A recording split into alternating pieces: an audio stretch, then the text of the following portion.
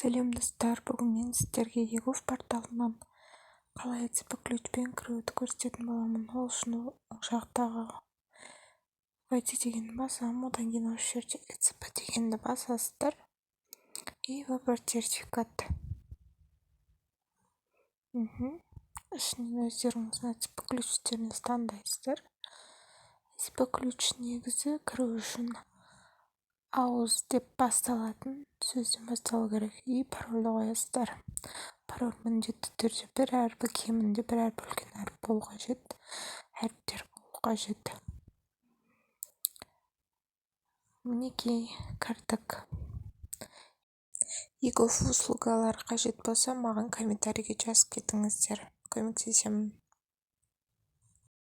Ақпарат пайдалы болса, маған тіркеліп, лайк басып, комментарий жазып кетіңіз.